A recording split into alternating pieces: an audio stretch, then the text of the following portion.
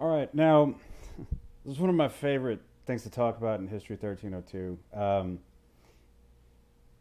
After I'm done saying the next thing, you can either pause the video or maybe do what I'm about to say here once you finish watching the video. But I want you to take time and I want you to think about everything you've ever seen, known, or heard about the Old West. What is it like in the Old West? Okay? So pause here, take a minute, think about it, and then come back on here in a minute. Okay. You done? Welcome back. Okay. What are some of the things that you talked about when you discussed the Old West? What are some of the things that came to mind? Was there old TV shows? Was it a movie? Was it something you may have seen? Did you watch Django Unchained, or have you watched old shows like Gunsmoke, or anything else along those lines? The Good, the Bad, and the Ugly. You seen anything like that? The Old West in American history to this day is romanticized greatly for several different reasons. Um, Part of it, the Old West, you think of like this saloon in a small, you know, small western little town, and you've got your horse. You ride up there, and you kind of just throw your rope on the thing to hold it. Everything you own is on that horse. Okay. You walk into a bar and you just kind of say, oh, you go up to the bartender. He's cleaning the glass. You got a guy playing, a old piano on the side. You got some guys playing poker over here. You got a lady of the evening standing on the stairwell, and you got your 6 shooter right over here. And you walk up to the bar and, yeah, I'll have a whiskey. Give me a shave. Boom! You plop a coin of some random currency, and the bartender's, you know, some guy doesn't like the way you look, so he's like, I don't like your kind here. Let's go outside and have a duel. So you go outside, and this guy wants to shoot you, but you're quicker on the draw, and you shoot him, and he dies, and you live, and the girl wants you now. Oh, the West gets romanticized in so many different ways. Um, the West is fun. Thinking about what it was like in those old mining towns that you just stayed at on your way over to Yuma. I gotta stay here, but I'm making my way from El Paso, and I gotta travel through the desert on my horse to get here.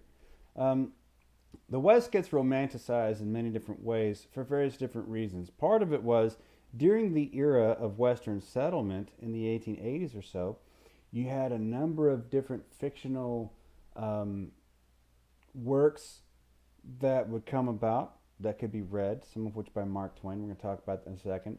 You had popular Wild West shows like Buffalo Bill, and popular Indian fighters, and the whole Cowboys versus Indians thing. Nowadays, just a few weeks ago, the Washington Redskins, as they were formerly known for the better part of 100 years, changed their name to now the Washington Football Team.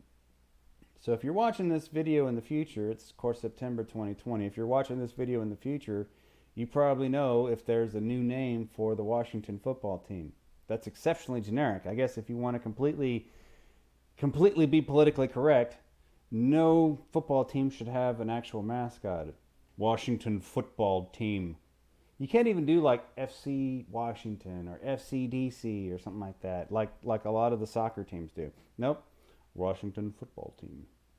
But back in the day, the Dallas Cowboys would play the Washington Redskins, and you had, images of a guy dressed up as a cowboy scuffling with a guy dressed up as a Native American, and cowboys and Indians. Oh, we're going to romanticize this culture here.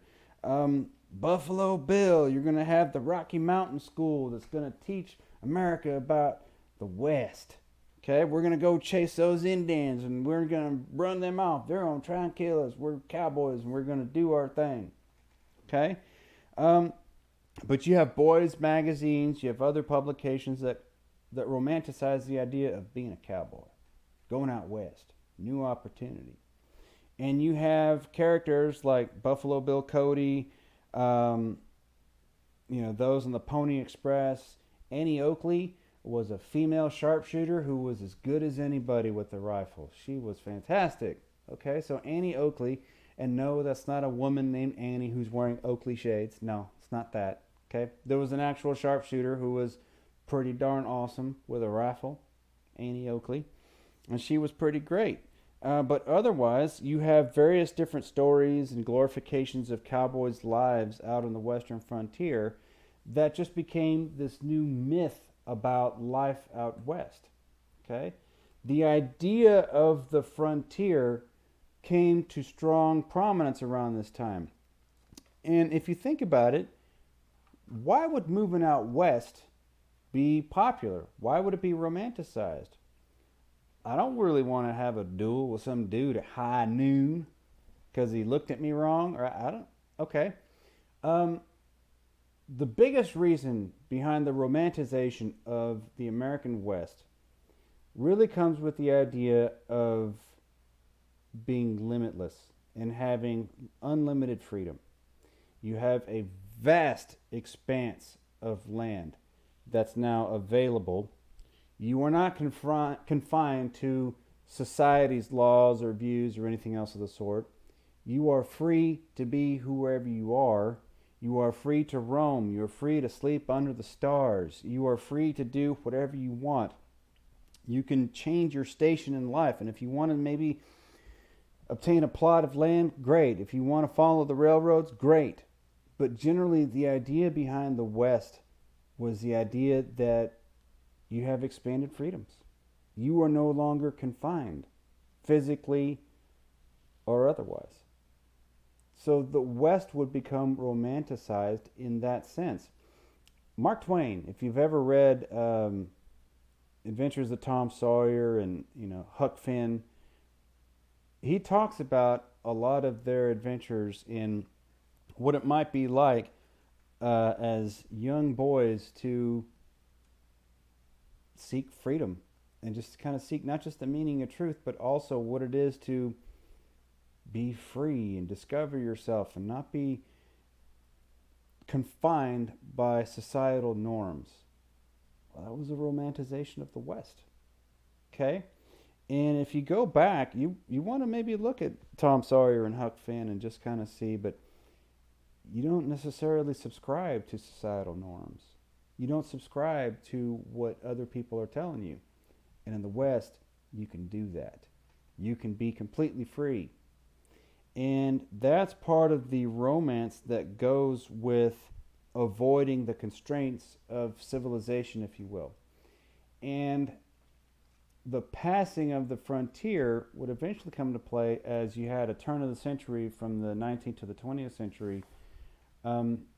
Various different thoughts abounded about the West kind of changing hands. The myth of the Old West, the cowboys and Indians and your ghost towns riding in at high noon with your posse, that really only existed for a very small time period in American history. Technological advances would change things, populations would change things, settlement would change things, immigration would change things. But it still adds to the idea that romantic vision that if you didn't like your station in life, you could go out west. There's plenty of land, opportunity, and otherwise to make your way. You did not have to conform. You had the American West. Okay, so that romantic vision, further popularized by Wild Bill Cody and Annie Oakley and other publications, books, Huck Finn, Tom Sawyer. It's the American West. Okay, so maybe this weekend you can go on Netflix and you can rent, I don't know, a Western, Django Unchained, the 310 to Yuma, or maybe you can pull up old Gunsmoke episodes. There were TV shows that were on the air for the better part of 20 years that romanticized the West. The Rifleman, Gunsmoke, How's Life on the Ponderosa, okay, Bonanza, oh yeah. And when I think of cowboys in the Old West, the most iconic two are Clint Eastwood and John Wayne. You think about John Wayne, you think about the rugged, free-spirited, take no nonsense, do my own thing, independence mindset comes into play. John Wayne, Pilgrim, or Clint Eastwood. Nowadays, Clint Eastwood is making movies about Richard Jewell and American Sniper, and he had done $1 Million Baby and Gran Torino. But he used to be this Western actor. Okay? So think about the West and what you know about it, and do a little bit more research, but that was a wonderful time in American history.